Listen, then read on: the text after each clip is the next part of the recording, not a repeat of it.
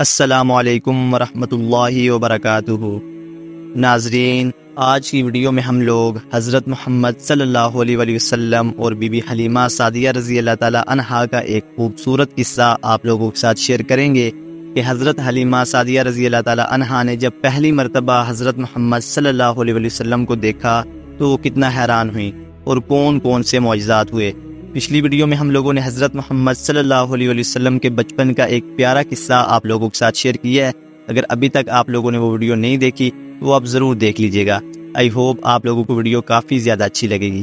تو چلیے پھر اللہ کے بابرکت نام سے آج کی ویڈیو کا آغاز کرتے ہیں۔ ایک مرتبہ ایسا وقت بھی آ گیا تھا کہ عرب میں ہر طرف سخت قحط چھا گیا۔ لوگ بھوک سے مرنے لگے۔ زمین پانی کی ہر ایک بوند کے لیے ترس گئی تھی۔ جو پہلے ہرے بھرے درخت تھے ان پر خزاں طاری ہو گیا تھا، یعنی مرجھانے لگے۔ کھیت اجڑ گئے۔ انسان تو کیا، حیوان کی بھی بھوک سے بری حالت ہونے لگی۔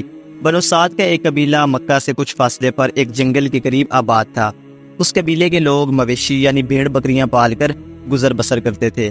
جب قحط پڑا تو اسی قبیلے کو سب سے زیادہ پریشانیوں کا سامنا کرنا پڑا، بیکاز جب بارش نہیں ہو رہی تھی تو ظاہری سی بات ہے کھیت مکمل طور پر سوکھ چکے تھے، فصلیں ہر طرف برباد ہو گئی، انسانوں اور حیوانوں کو کھانے کے لیے بھی کوئی غذا نہیں مل رہی تھی، اور یوں جاندار بھی بھوک سے مرنے لگے۔ اس زمانے میں ایک یہ بھی رواج تھا کہ دیہاتی عورتیں عمرہ کے بچوں کو پرورش کی غرض سے لے لیتی اور پھر اس بچے کی پرورش کرتی۔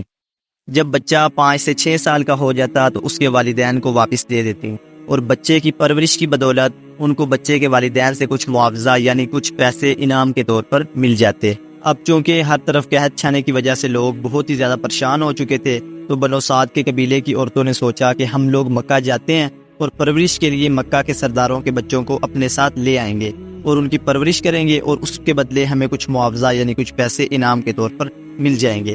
چنانچہ انہوں نے اسی طرح ہی کیا اور قافلے کی شکل میں مکہ جانے لگیں۔ اس قافلے میں ایک خاتون بھی شامل تھیں جن کا نام حضرت حلیمہ سعدیہ رضی اللہ تعالی عنہا تھا۔ وہ ایک کمزور اور دبلی پتلی اونٹنی پر سوار تھیں جو کہ بھوک سے بالکل ہی ختم ہو گئی تھی، اور اس کے لیے مزید چلنا بے حد ہی مشکل ہو گیا تھا۔ اس کے بعد کچھ ایسا ہوا جو کہ حضرت حلیمہ سعدیہ رضی اللہ تعالی عنہا نے بالکل بھی نہیں سوچا تھا۔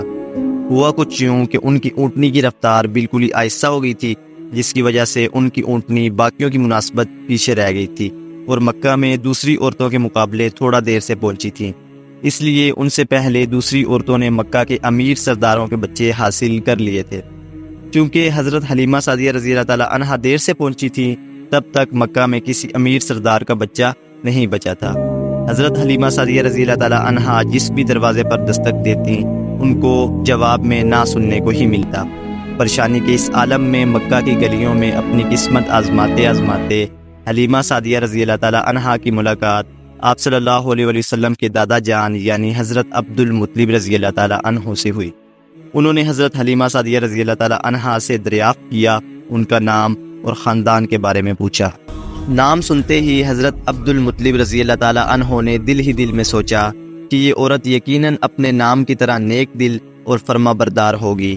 چنانچہ حضرت عبد المطلب رضی اللہ تعالی عنہ نے حضرت حلیمہ سعدیہ رضی اللہ تعالی عنہا سے کہا، کیا آپ میرے یتیم پوتے کی پرورش کرو گی؟ تو حضرت حلیمہ سعدیہ رضی اللہ تعالی عنہا نے کہا، ہاں جی بالکل، کیوں نہیں، میں اس کی بہترین پرورش کروں گی۔ حضرت عبد المطلب رضی اللہ تعالی عنہ بے حد ہی خوش ہوئے، کیونکہ اس سے پہلے آپ نے کئی عورتوں کو اپنے پوتے کی ذمہ داری دینا چاہی، تو انہوں نے اس بات سے صاف انکار کر دیا کہ یہ بچہ یتیم ہے۔ انہیں یہ خیال تھا کہ شاید انہیں ان کی خدمت کرنے کا صحیح معاوضہ نہ ملے۔ چنانچہ حضرت عبد المطلب رضی اللہ تعالی عنہ حضرت حلیمہ سعدیہ رضی اللہ تعالی عنہا کو اپنے گھر لے گئے۔ انہوں نے ایک خوبصورت بچے کو دیکھا جو کہ سو رہا تھا۔ پرورش کی غرض سے حضرت حلیمہ سعدیہ رضی اللہ تعالی عنہا کے حوالے کر دیا۔ اب جیسے ہی حلیمہ سعدیہ رضی اللہ تعالی عنہا اس بچے کو لینے کے لیے آگے بڑھیں تو انہیں محسوس ہوا کہ کمرے میں اچانک نور سا چھا گیا ہے۔ وہ بچے کی خوبصورتی دیکھ کر بے حد ہی حیران ہو گئیں۔ حضرت حلیمہ سعدیہ رضی اللہ تعالی عنہا نے جب بچے کو اپنی گود میں اٹھایا تو اس بچے نے مسکرا کر آنکھ کھول دی۔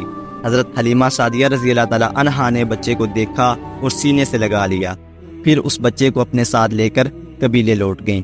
اب حضرت حلیمہ سعدیہ رضی اللہ تعالی عنہا یہ جان چکی تھیں کہ یہ بچہ کوئی عام بچہ نہیں ہے، بلکہ اس بچے میں کوئی تو خاص بات ہے۔ چنانچہ انہوں نے اس بات کی بالکل پرواہ نہیں کی کہ یہ بچہ یتیم ہے اور اس کی پرورش کا انہیں مناسب معاوضہ نہیں ملے گا۔ جب حضرت حلیمہ سعدیہ رضی اللہ تعالیٰ عنہا اس بچے کو لے کر گھر لوٹیں تو ان کے شوہر اس بات پر بہت ناراض ہوئے کہ حلیمہ آپ اس یتیم بچے کو اپنے ساتھ کیوں لے کر آئیں، مگر حضرت حلیمہ سعدیہ رضی اللہ تعالیٰ عنہا نے اپنے شوہر کو بتایا کہ یہ بچہ کوئی عام بچہ نہیں ہے۔ اتنے میں دودھ دونے کا وقت ہو گیا۔ حضرت حلیمہ سعدیہ رضی اللہ تعالیٰ عنہا یہ جان چکی تھیں کہ ان کی اونٹنی بہت کمزور ہے اور بھوک کی وجہ سے اب اتنا دودھ نہیں دے سکتی کہ اس کے بچوں کا گزارا ہو سکے۔ لیکن جب حضرت حلیمہ سعدیہ رضی اللہ تعالیٰ عنہا نے اس دن اونٹنی کا دودھ دوہنا شروع کیا تو یہ دیکھ کر بے حد حیران ہو گئیں کہ اونٹنی کے تھن دودھ سے بھرے ہوئے ہیں، برتن بھر گئے اور دودھ ہے کہ ختم ہی نہیں ہو رہا۔